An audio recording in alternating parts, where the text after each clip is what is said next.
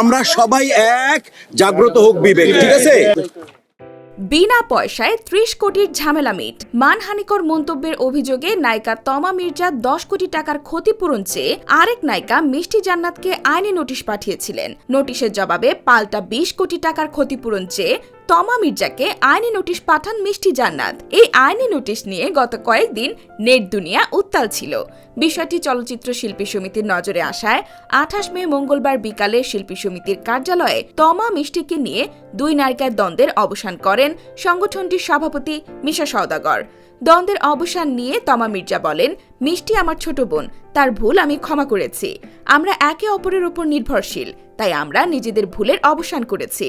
তমার সঙ্গে সুর মিলিয়ে মিষ্টি জান্নাত বলেন, আমাদের মধ্যে কিছুটা ভুল ভ্রান্তি হয়েছিল, সেই বিষয়ে আমিও ক্ষমা প্রার্থী।